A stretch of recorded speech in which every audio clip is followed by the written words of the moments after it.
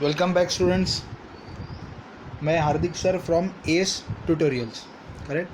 हम लोग अब हमारा चैप्टर कंटिन्यू करते हैं for the subject business studies, chapter business, trade and commerce. हम लोगों ने इंडस्ट्री और कॉमर्स दोनों का डिफ्रेंसिएशन देख लिया था और इंडस्ट्री के construction industry, primary industry, genetic industries, ये तीनों भी देख लिया था। करेक्ट। सॉरी। अब हम लोग लास्ट पार्ट पे चलते हैं इंडस्ट्रीज़ का, जिसका नाम है टर्शरी इंडस्ट्रीज़। करेक्ट। देखिए, प्राइमरी इंडस्ट्री मैंने आपको बताया था, प्राइमरी मतलब जो एग्रीकल्चर है, हॉर्टिकल्चर है, एनिमल हस्बेंड्री है, पेड़ पौधे, फिर जानवर, बर्ड्स, इन सब का ध्यान रखना, ये भी प्राइमरी इंडस्ट्री है। प्लस रॉ मटेरियल्स जैसे क्रूड ऑयल है, कच्चा तेल है, या फिर माइनिंग, गोल्ड, कोल, जो सोने की खान है या तो फिर कोयले की खान है, वहाँ से जो एक्सट्रैक्ट करना है, गोल्ड है या कोल है या तो फिर कच्चा तेल है, क्रूड ऑयल है, ये सब प्राइमरी इंडस्ट्री में आ जाएंगे। उसके बाद सेकंड आ जाएगी हमारी मैन्युफैक्चरिंग इंडस्ट्री। ये जो प्राइमरी इंडस्ट्रीज़ जो रॉ मटेरियल निकालेगी, ये मैन्युफैक्चरिंग इंडस्ट्रीज़ को देगी। मैन्युफैक्चरिंग इंडस्ट्रीज सेकेंडरी इंडस्ट्री है, ठीक है। Manufacturing primary industries first, second है मैन्युफैक्चरिंग इंडस्ट्री मतलब सेकेंडरी। मतलब ये क्या करती है मैन्युफैक्चरिंग इंडस्ट्रीज़, ये रॉ मटेरियल्स प्राइमरी इंडस्ट्री से लेती है, उसे प्रोसेस करती है, फिनिश गुड्स मैन्युफैक्चर करती है और बाद में कस्टमर्स को सेल कर देती है। करेक्ट। उसके बाद हम लोग आते हैं अब third, tertiary industry. Tertiary industry का मतलब है ये वो इंडस्ट्रीज़ है जो प्राइमरी और सेकेंडरी, प्राइमरी और मैन्युफैक्चरिंग इंडस्ट्रीज़ को सपोर्ट करती है। करेक्ट। ये अलग अलग फैसिलिटीज़ प्रोवाइड करती है। ये ऑक्सिलियरीज टू ट्रेड भी हो सकती है। मतलब ये देखो, प्राइमरी इंडस्ट्री हो या तो फिर मैन्युफैक्चरिंग इंडस्ट्री हो, दोनों इंडस्ट्री को बेसिक कॉमन फैसिलिटीज़ कौन कौन सी ज़रूरत होगी? ट्रांसपोर्टेशन की, रॉ मटेरियल है, फिनिश गुड्स यहाँ वहाँ से ट्रांसपोर्ट करवाना। बैंकिंग की, लोन्स चाहिए होगा बिज़नेस करने के लिए। इंश्योरेंस, इतना बड़ा बिजनेस चला रहे तो इंश्योरेंस करना होगा। गोडाउन चाहिए होगा, कम्युनिकेशन चाहिए होगा, पैकिंग करनी होगी उनके रॉ मटेरियल्स की या फिनिश गुड्स की। फिर एडवर्टाइजिंग तो हर बिज़नेस को चाहिए, प्राइमरी हो या सेकेंडरी, मैन्युफैक्चरिंग इंडस्ट्री हो। तो देखिए, ये सारी ये जो सर्विसेज है, ये टर्शियरी इंडस्ट्रीज़ देता है। किसको? प्राइमरी और मैन्युफैक्चरिंग इंडस्ट्रीज़ को। मतलब सपोर्ट करता है, ये सारी फैसिलिटीज़ से सपोर्ट किया जाता है प्राइमरी इंडस्ट्रीज़ को और मैन्युफैक्चरिंग इंडस्ट्रीज़ को। ये सपोर्ट करने का काम कौन करता है? टर्शियरी इंडस्ट्रीज़ वाले। करेक्ट। तो ये था टर्शियरी इंडस्ट्रीज़, शॉर्ट है। अब हम लोग आगे चलते। जैसे मैंने आपको बताया था, इंडस्ट्री क्या होता है? इंडस्ट्री है मैन्युफैक्चरिंग करने तक के सारे काम जो भी मैन्युफैक्चरिंग के रिलेटेड है या फिर मैन्युफैक्चरिंग तक के हैं। मैन्युफैक्चरिंग के बाद जो भी करेंगे वो सब कॉमर्स में आ जाएगा, लेकिन मैन्युफैक्चरिंग का जो पार्ट है बिजनेस का, वो आपकी इंडस्ट्री में आएगा, सिर्फ वही इंडस्ट्री में आएगा। और मैन्युफैक्चरिंग के अलावा जो भी कुछ है, मैन्युफैक्चरिंग के बाद जो भी कुछ है, वो सब आपका कॉमर्स में आ जाएगा। करेक्ट। अब मैन्युफैक्चरिंग के बाद क्या होता है? सेलिंग होता है, ट्रांसपोर्टेशन होता है, गोडाउन में रखना, वेयरहाउसिंग होता है, एडवर्टीजमेंट, ये सब कुछ, ये सब कॉमर्स में आ जाएगा। लेकिन कॉमर्स को अब हम लोग थोड़ा प्रोफेशनली पढ़ते हैं, थोड़ा टेक्निकली पढ़ते हैं। कॉमर्स के दो हिस्से हैं, ये देखिए, trade and auxiliaries to trade. Auxiliaries मतलब हेल्प। ट्रेड क्या होता है ये तो आपको पता है। ट्रेड क्या है? बाइंग एंड सेलिंग, एक से खरीदा दूसरे को बेच दिया। करेक्ट। इसमें मैन्युफैक्चरिंग का तो कोई सवाल ही नहीं है। तो जो भी ट्रेडिंग एक्टिविटीज़ है, जो भी ट्रेडिंग का बिजनेस कर रहे हैं, जो भी ट्रेडर्स हैं, वो सब कॉमर्स वाले हैं। वो सब लोग कॉमर्स वाले हैं, वो कोई इंडस्ट्री वाला नहीं है। फॉर एग्जांपल, जैसे हम लोगों ने पुराना एग्जांपल लिया था कि आपके घर के पास में जो इलेक्ट्रॉनिक शॉप वाला है, वो सैमसंग का एसी लेके बेचता है, तो वो कॉमर्स कर रहा है, वो कमर्शियल कर रहा है। ठीक है। मतलब वो क्या कर रहा है? बनाया हुआ एसी, ऑलरेडी मैन्युफैक्चर्ड एसी वो खरीद रहा है और बाद में आपको बेच रहा है। तो सिर्फ ट्रेडिंग एक्टिविटी कर रहा है, मैन्युफैक्चरिंग इसमें है ही नहीं कुछ। करेक्ट। लेकिन सैमसंग कंपनी क्या कर रही है? वो मैन्युफैक्चरिंग कर रही है एसीज को। तो सैमसंग कंपनी इंडस्ट्री में है, लेकिन आपके पास वाला जो इलेक्ट्रॉनिक शॉप वाला है, वो कॉमर्स में है। करेक्ट। तो कॉमर्स के जो दो हिस्से हैं, trade and auxiliaries to trade. तो ट्रेड का मतलब आपको समझ गया है। करेक्ट। ऑक्सिलरीज टू ट्रेड मतलब ये जो ट्रेड का जो बिजनेस कर रहा है आपके घर के पास वाला इलेक्ट्रॉनिक शॉप वाला, उसको हेल्प करने का काम। उसको हेल्प कौन कौन करता है? अब उसको बिजनेस करना है तो उसको हेल्प कौन कर रहा है? बैंक पैसा दे रही है, वो बैंक से लोन ले रहा है तो बैंकिंग। फिर वो गुड्स आपके घर तक पहुंचा रहा है, ट्रांसपोर्टेशन। वो गुड्स कहीं दूर पहुंचाने हैं तो गोडाउन में रख रहा है, मतलब वेयरहाउसिंग की सर्विस। उसने अपने बिजनेस के लिए बहुत एडवर्टाइजिंग की है, एडवर्टाइजिंग की सर्विस। वो एसीज को प्रॉपर पैक करता है अपने तरीके से, तो पैकेजिंग की सर्विस। ये सारी सर्विसेज आपके इलेक्ट्रॉनिक शॉप वाले को अलग अलग लोग दे रहे हैं, मतलब अलग अलग लोग ये सब सर्विसेज का बिजनेस कर रहे हैं। SBI जो है वो बैंकिंग का बिजनेस कर रही है, ट्रांसपोर्ट का बिजनेस ट्रांसपोर्टर कर रहा होगा कोई, एडवर्टाइजिंग का बिजनेस एडवर्टाइज़र कोई कर रहा होगा। तो ये जो लोग बिजनेस कर रहे हैं और जो लोग वो इलेक्ट्रॉनिक शॉप वाले को सर्विस प्रोवाइड कर रहे हैं अलग अलग तरीक़ों से, तो ये क्या है? ये सर्विसेज क्या है? हेल्प है। वो ट्रेड का बिजनेस तो करने वाला है, लेकिन ये सब जो सर्विसेज है ये उसको ट्रेड का बिजनेस करने में हेल्प कर रही है। मतलब ये जो सर्विस देने वाले जो बिजनेसमैन है, एडवर्टाइज़र है, बैंकर है, ये सब उसको हेल्प कर रहे हैं, करेक्ट, आपके इलेक्ट्रॉनिक शॉप वाले को। तो ये सब ऑक्सिलरीज टू ट्रेड है जो हेल्प कर रही है।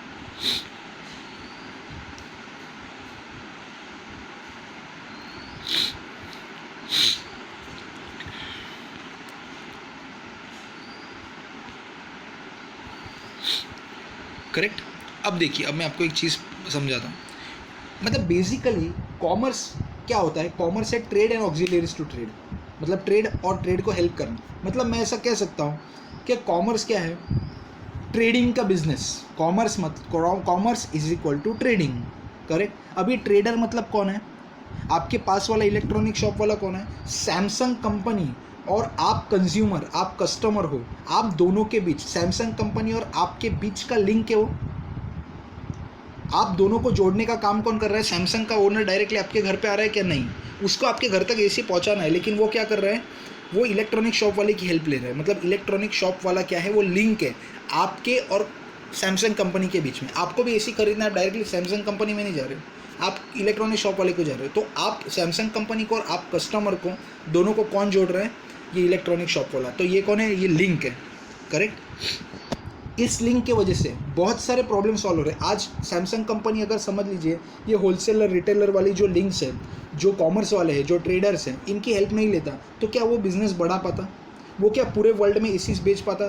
पूरे वर्ल्ड में हर एक के घर में, एक एक के घर में जाके कर पाता? नहीं कर पाता, पॉसिबल ही नहीं था, बेवकूफ़ी है, ठीक है, ये नहीं कर पाता। तो उसने किसकी हेल्प ली? होलसेलर्स की, रिटेलर्स की, डिस्ट्रीब्यूटर्स की। ये जो कॉमर्स वाले हैं, ट्रेडर्स हैं, इनकी हेल्प ली है। ये जो ट्रेडर्स है, जो कॉमर्स का बिजनेस कर रहे हैं, कॉमर्स जो कर रहे हैं, ये जो ट्रेडिंग है या फिर ऑक्सिलरीज टू ट्रेड वाले ट्रेडर्स है, इनकी हेल्प से सैमसंग कंपनी के बहुत सारे प्रॉब्लम सॉल्व हो गए। जैसे प्लेस, टाइम, रिस्क और फाइनेंस, ये चार, और पर्सन्स, ये 4-5 चीज़ों के रिलेटेड जो भी प्रॉब्लम्स थे, जो भी हिंड्रेंसेस थे, वो सब सॉल्व हो गए। कैसे? अब फॉर एग्जांपल, अब हम लोग एक एक करके आगे देखते हैं। अब देखिए, प्लेस का प्रॉब्लम क्या था? सैमसंग कंपनी है कोरिया में, उन्हें पूरे वर्ल्ड में अपने एसीज बेचने हैं। मतलब वो एक प्लेस पे है और उसको प्लेसेस, और उसको पूरे वर्ल्ड में अलग अलग प्लेसेस पे एसीज बेचने हैं। तो जो लिंक है, जो ट्रेडर है, होलसेलर डिस्ट्रीब्यूटर है, उन्होंने ये प्रॉब्लम सॉल्व कर दिया। कैसे? उन्होंने सैमसंग वाले से ख़रीद लिया सब माल, और सैमसंग वालों और वहाँ के लोकल कस्टमर्स को उन्होंने बेच दिया। मतलब प्लेस का प्रॉब्लम जो था कि भाई मैं कोरिया में बैठा हूँ, सैमसंग कंपनी का ओनर देखेगा, और मैं बाकी के वर्ल्ड में कैसे भेजूँ? तो ये जो प्लेस वाला प्रॉब्लम था, एक प्लेस से दूसरे प्लेस पे भेजना, इसका प्रॉब्लम किसने सॉल्व कर दिया? ट्रेडर ने। कैसे? ट्रांसपोर्टेशन की हेल्प से। ट्रांसपोर्टेशन वाली सर्विस है। अगर समझ लीजिए कोरिया से अगर ये एसीज डिस्पैच नहीं होते, वहाँ से अगर ट्रांसपोर्टेशन पॉसिबल नहीं हो पाता, तो ट्रांसपोर्टेशन की सर्विस के बिना सैमसंग कंपनी इतने सारे एसीज पूरे वर्ल्ड में पहुँचा पाती? नहीं पहुँचा पाती। तो ट्रांसपोर्टेशन वाली जो ऑक्सिलरी टू ट्रेड वाली जो सर्विस है, उन्होंने प्लेस का प्रॉब्लम सॉल्व कर दिया।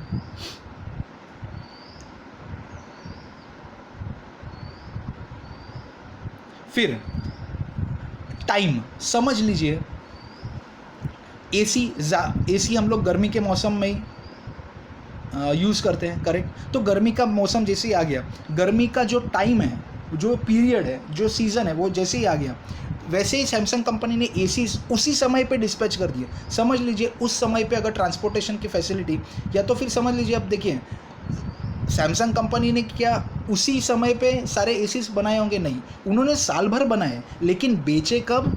सिर्फ उस गर्मी वाली सीज़न में ही। तो इतने पूरे साल भर जो उन्होंने एसीज बनाए हैं, वो एसीज उन्होंने रखे कहाँ पे? अपने गोडाउन में, अपने वेयरहाउस में, वहाँ पे ही रखे। तो गोडाउन और वेयरहाउस वाली फैसिलिटी, ये भी एक ऑक्सिलरी टू ट्रेड है, ठीक है, बिजनेस करने को हेल्प करने वाली सर्विसेज है। अब ये गोडाउन और वेयरहाउस वाली जो सर्विस जिस पर्सन ने दी होगी सैमसंग को, वो वेयरहाउसर है, वो गोडाउन कीपर है, तो उन्होंने एक वेयरहाउसिंग वाली सर्विस प्रोवाइड कर दी सैमसंग को, करेक्ट। तो इससे क्या हो गया? टाइम वाला प्रॉब्लम सॉल्व हो गया कि भाई मैंने तो आज बनाया है, लेकिन मुझे तो बेचना अगले साल की गर्मी में है।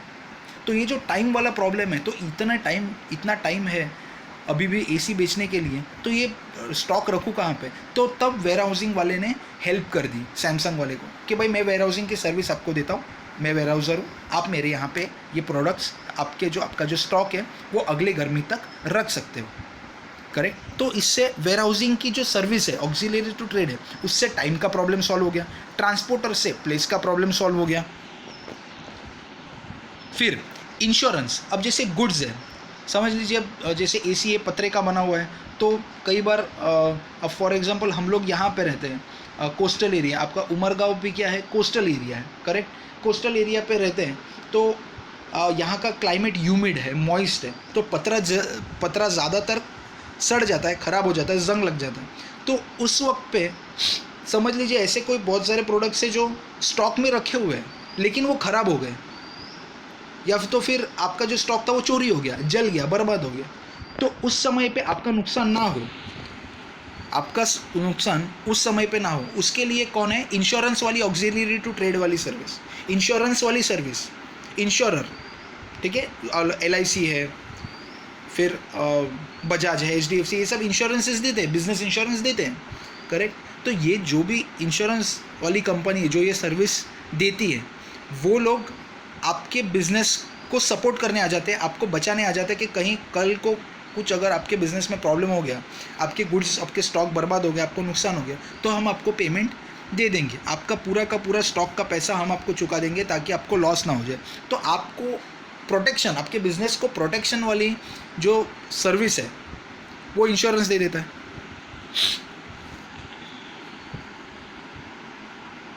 क्लियर। तो रिस्क वाला जो प्रॉब्लम है आपके बिजनेस में, वो भी आपका सॉल्व हो गया, इंश्योरेंस ने सॉल्व करा दिया। तो देखिए, प्लेस वाला प्रॉब्लम ट्रांसपोर्टर ने सॉल्व कर दिया, रिस्क वाला प्रॉब्लम इंश्योरर ने सॉल्व कर दिया, टाइम वाला प्रॉब्लम वेयर हाउसर ने सॉल्व कर दिया। अब आता है नेक्स्ट फाइनेंस वाले। फाइनेंस का प्रॉब्लम कौन सॉल्व कर देगा? बैंक। आपके पास पैसा नहीं है, फाइनेंस नहीं है बिजनेस करने के लिए, तो बैंक आपको पैसा दे देता है। बैंक वाले फाइनेंशियल सर्विसेज आपको दे देते हैं कि भाई ये लो भैया आपको पैसा, आप बिजनेस करो, करेक्ट। उसी तरीके से पर्सन्स, मतलब मेरी कंपनी है, अच्छी है, लेकिन मैं लोगों को माल कैसे बेचूं? लोग मेरी कंपनी को जानते ही नहीं है, तो उसका प्रॉब्लम कौन सॉल्व कर देता है? एडवर्टाइज़र। एडवर्टाइजिंग की सर्विस आपको देता है। एडवर्टाइजिंग वाली सर्विस मतलब ऑक्सिलरी टू ट्रेड, हेल्प करने के लिए आपको सर्विस दे देता है एडवर्टाइजिंग की, ताकि लोगों तक, पर्सन्स तक आपकी कंपनी की जानकारी पहुंचा दे और बाद में आपके पास कोई भी प्रोडक्ट लेने आ जाए, करेक्ट। तो पर्सन्स का भी प्रॉब्लम एडवर्टाइजिंग वाले सॉल्व कर देते हैं, क्लियर। अब हम लोग देखते हैं ट्रेड बेसिकली क्या होता है, ये हम लोगों ने देख लिया है।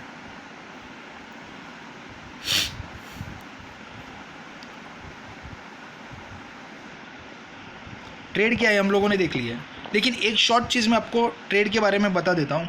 आज कोई भी मैन्युफैक्चरर या producer, Samsung company for example, अगर इतने ज़्यादा क्वांटिटी में, इतने ज़्यादा लार्ज स्केल पे प्रोडक्शन कर रही है, मतलब इतने सारे स्टॉक बना रही है एसीज का, तो ये क्यों बना पा रही है? क्योंकि उसके पास ट्रेडर्स है, उसके पास होलसेलर, रिटेलर, डिस्ट्रीब्यूटर पूरे वर्ल्ड में है, पूरे के पूरे वर्ल्ड में है, तब जाके वो ये प्रोडक्ट्स बेच पा रहे हैं, करेक्ट।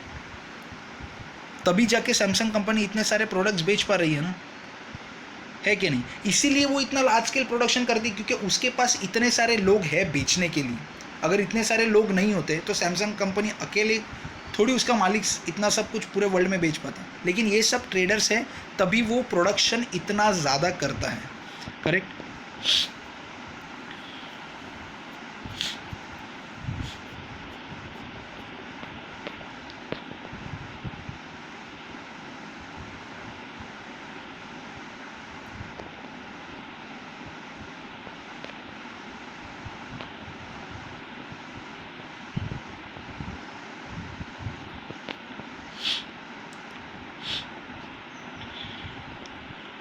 ओके, अब हम लोग जो भी ये तो ट्रेड हम लोगों ने देख लिया क्या है। अब हम लोग सेकंड पार्ट देखते हैं कॉमर्स का। जैसे मैंने आपको बताया कॉमर्स के दो पार्ट्स हैं, एक है ट्रेड, दूसरा है ऑक्सिलरीज टू ट्रेड। तो ट्रेड हम लोग देख चुके हैं, अब हम लोग देखते हैं auxiliaries to trade. Auxiliaries to trade मतलब हेल्प, ट्रेडिंग को हेल्प करने वाली सर्विसेज।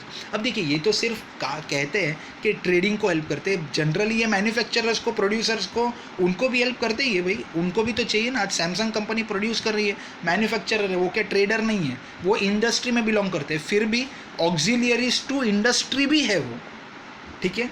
उनको भी हेल्प चाहिए, उनको भी एडवर्टाइजिंग की हेल्प चाहिए होती है, वेयर हाउसिंग की हेल्प सर्विस उनको भी चाहिए होती है, बैंकिंग की सर्विस उनको भी चाहिए होती है। तो ये जो ऑक्सिलरीज टू ट्रेड है, वर्ड पे मत जाइए कि सिर्फ ट्रेड, ये ऑक्सिलरी टू इंडस्ट्री भी है। ये सब सर्विसेज इंडस्ट्री वाले भी लेते हैं, लेकिन स्पेसिफिकली इसको, क्योंकि ये मैन्युफैक्चरिंग में नहीं है, ये जो सर्विसेज है, ट्रांसपोर्टेशन है, एडवर्टाइजिंग है, इंश्योरेंस है, ये सब मैन्युफैक्चरिंग में नहीं है ना, इसीलिए इसे कॉमर्स में रखा गया है, ठीक है। क्योंकि कॉमर्स में मैन्युफैक्चरिंग का रोल नहीं होता, कॉमर्स में सिर्फ ट्रेडिंग का रोल होता है, इसीलिए इसे ट्रेडिंग के साथ रखा गया है, और trading and auxiliaries to trade. Correct?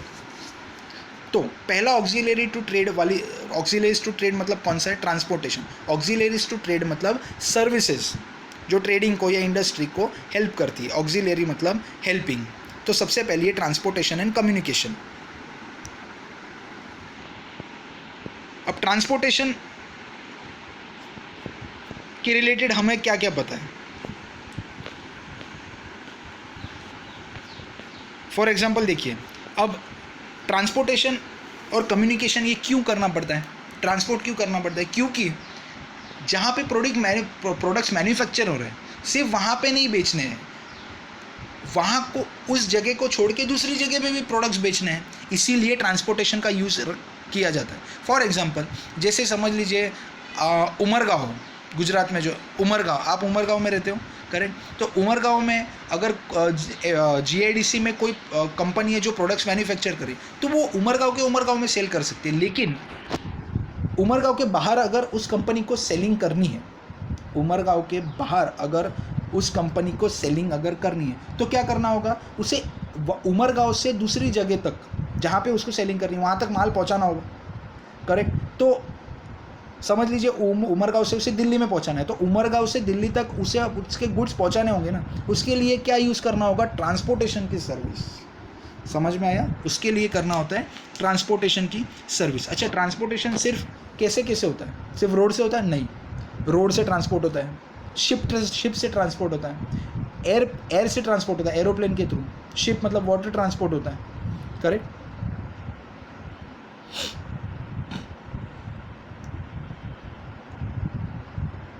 अच्छा, अब ट्रांसपोर्टेशन मुझे बताइए सिर्फ फिनिश प्रोडक्ट्स का होता है? नहीं, ट्रांसपोर्टेशन होता है रॉ मटेरियल्स का भी और फिनिश प्रोडक्ट्स का भी। जो प्राइमरी इंडस्ट्री वाले हैं वो रॉ मटेरियल्स को ट्रांसपोर्ट करते हैं मैन्युफैक्चरिंग इंडस्ट्री के पास, और मैन्युफैक्चरिंग इंडस्ट्री उस रॉ मटेरियल को प्रोसेस करके फिनिश प्रोडक्ट्स बनाती है, और फिनिश प्रोडक्ट्स को ट्रांसपोर्ट करती है कस्टमर्स, होलसेलर, रिटेलर्स, उनके पास। क्लियर?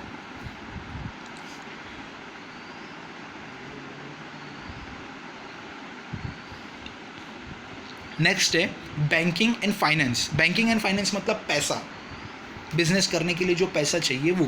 अब बिजनेस करने के लिए कोई भी बंदा घर से पैसा तो डालता नहीं है, या फिर इतना पैसा होता नहीं है। जनरली क्या करते हैं, बैंक्स की ही हेल्प लेते हैं, कि बैंक से लोन लेते हैं बिजनेस करने के लिए, और आगे फिर बिजनेस करते हैं।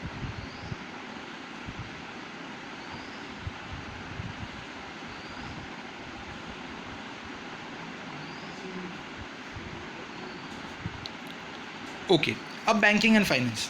तो देखिए, फाइनेंस पैसा क्यों लेता है बिजनेसमैन? बिजनेस करने के लिए बिजनेस करने के लिए मतलब क्या?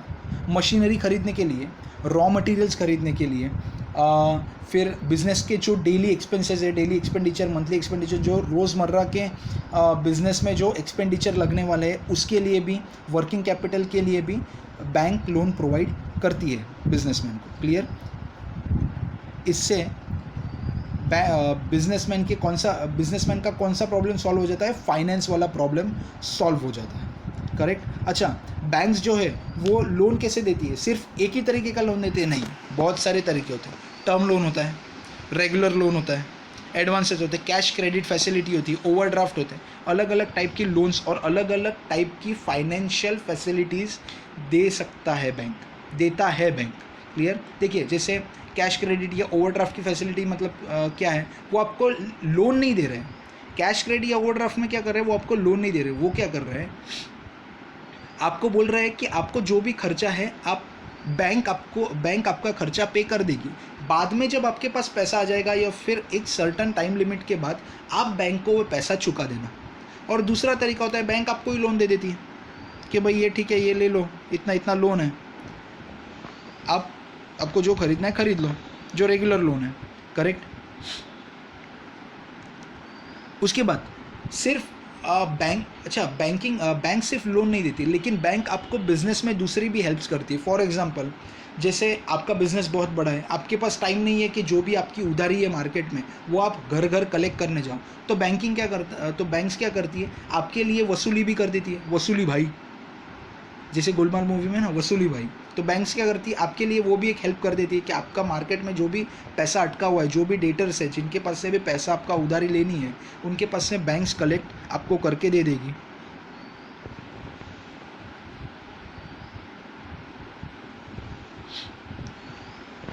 नेक्स्ट, फिर कई बार देखो, आपको बिजनेस, अब जैसे रतन टाटा है, रिलायंस, मुकेश अंबानी है, इनको बिजनेस बड़ा करना है तो कई बार क्या करते हैं? वो शेयर होल्डर्स को शेयर्स इशू करते हैं या फिर जनरल पब्लिक को शेयर्स इशू करते हैं और बाद में उनसे पैसा लेके बिजनेस करते हैं। वो खुद का पैसा ज़्यादातर लगाते नहीं है। करेक्ट? तो बैंक्स क्या करती है? उनका बिजनेस एडवर्टाइज करने में, प्रमोट करने में, ताकि लोगों से पैसा वो बराबर कलेक्ट कर सके, ज़्यादा से ज़्यादा लोग उनके बिजनेस में इन्वेस्ट कर सकें। इसलिए बैंक्स वैसा पैसा जमा करने के लिए भी पब्लिक में एडवर्टीजमेंट्स करती है। क्लियर? तो ये सब सर्विसेज बैंकिंग एंड फाइनेंस वाले बैंकर्स जो हैं, ये सारे सर्विसेज प्रोवाइड करते हैं। नाउ थर्ड है इंश्योरेंस। देखो, इंश्योरेंस जैसे ही हम लोग कहते हैं ना, तो सबसे पहले हमारे दिमाग में एक ही वर्ड आता है, वो है रिस्क, खतरा। 17 पे खतरा। ठीक है, आज तो वैसे 12 तारीख है तो 17 तो है नहीं, तो ठीक है। बट इंश्योरेंस का नाम लेते ही हमें क्या पता चल जाता है? रिस्क। अब बिजनेस तो आपको, जैसे मैंने हमारे पिछले 2-3 लेक्चर में मैंने बताया कि बिजनेस में रिस्क तो होती है, और रिस्क होती तो रिस्क को कवर करने के लिए इंश्योरेंस होता है। क्लियर? रिस्क कौन से टाइप की होती है मैंने पहले भी 2-3 बार आपको बता दी, अभी भी लेक्चर में मैंने पहले भी बताया। रिस्क बहुत सारे टाइप्स की होती है, तो उसको कवर करने के लिए होता है इंश्योरेंस। जैसे ही वो रिस्क होती है या फिर आपका नुकसान हो जाएगा उस रिस्क की वजह से, तो आपको इंश्योरेंस कंपनी आपको आपका पैसा दे देती है, जो भी आपको नुकसान हो गया है। तो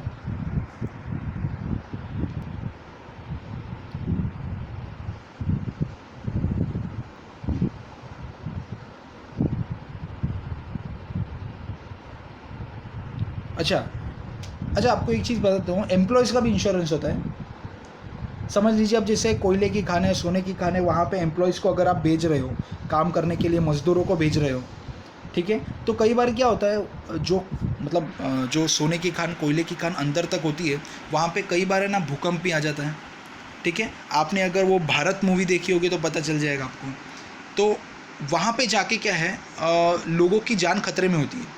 तो वो लोग एक्सपायर हो जाए, समझ लीजिए वो खतरा अगर आ गया, कुछ अर्थक्वेक आ गया, भूकंप आ गया, और उस खान में जाने के बाद वहाँ के मज़दूरों को कुछ तकलीफ़ झेलनी पड़ी और वो अंदर ही अंदर दब के मर गए, वो क्योंकि वो ज़मीन के अंदर जाते, बहुत अंदर तक जाते, तो अंदर तक अगर जाने के बाद अगर वो मर गए तो उनकी फैमिली को सपोर्ट करने के लिए लाखों रुपए देने पड़ते, क्योंकि वो आपके यहाँ पे नौकरी करते हुए मारे गए। तो वो जो पैसा देना है, ठीक है, तो कंपनी को वो नुकसान झेलना होगा। वो मजदूर तो भाई साहब मर गया, लेकिन अब फैमिली को पैसा कौन चुकाएगा? तो कंपनी चुकाएगी। ठीक है, कंपनी वो चुकाएगी। क्लियर। लेकिन वो कंपनी को पैसा चुकाना है तो उसको नुकसान ही हो गया। एक तो मजदूर चला गया वो अलग, ठीक है, नुकसान हो गया वो अलग, और ऊपर से पैसा चुका तो वो भी एक नुकसान हो जाता है। तो इंश्योरेंस वाले क्या करते हैं, ये सारे रिस्क को कवर कर लेते हैं कि भाई उनके फैमिली को जो भी पैसा देना है वो हम लोग आपको दे देंगे। अच्छा, आपको ऐसा लग रहा होगा कि इंश्योरेंस वाले क्यों देंगे, तो बदले में बिजनेसमैन उनको हर साल का प्रीमियम भी देते हैं, जिसे कहते हैं इंश्योरेंस प्रीमियम। तभी बिजनेसमैन ये सब हेल्प करते हैं। कोई ऐसा खैरात नहीं बट रही कि वो ऐसे हेल्प कर देंगे। क्लियर।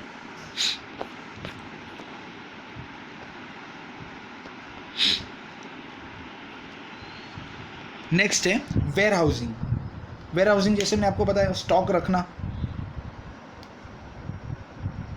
अच्छा, वेयर हाउसर्स सिर्फ स्टॉक रखते नहीं हैं, वो बाकी की भी फैसिलिटीज़ प्रोवाइड करते हैं। जैसे जो स्टॉक उनके गोडाउन में रखा हुआ है, वेयर हाउस में रखा हुआ है, तो वेयर हाउस का जो बिजनेस कर रहा है, जो वेयर हाउस की फैसिलिटी दे रहा है, वो मतलब सर्विस दे रहा है, वो बाकी की भी फैसिलिटीज़ देगा। जैसे गुड्स उसके वेयर हाउस में रखे हुए हैं तो गुड्स का ध्यान रखना, कहीं वो सड़ ना जाए, ख़राब नहीं हो जाए, चोरी नहीं हो जाए, टूटे फूटे नहीं। तो वो सब फैसिलिटीज़ भी जो बिजनेसमैन स्टॉक रख रहा है उनके वेयर हाउस में, वो फैसिलिटीज़ भी वो देते हैं। करेक्ट। नेक्स्ट आते हैं हम लोग एडवर्टाइजिंग पे। एडवर्टाइजिंग तो ये आपको पता ही है, एडवर्टाइज मूवीज़ टीवीज़ में तो आप देखते ही होंगे, मोबाइल पे भी होती है। करेक्ट। एडवर्टाइजिंग से क्या होता है, लोगों तक जानकारी पहुंचती है, लोगों तक जानकारी पहुंचती है पर्टिकुलर गुड्स या सर्विस के बिजनेस की।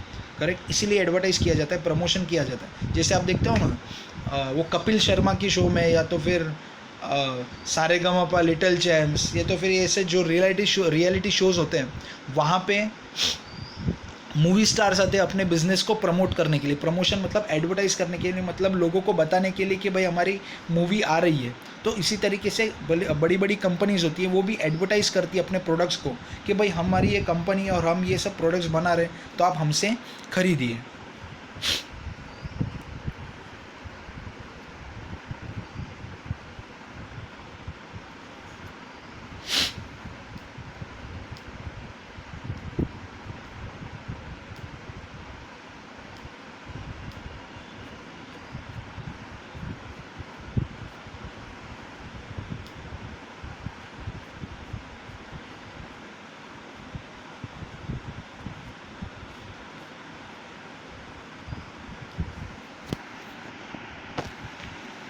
करेक्ट।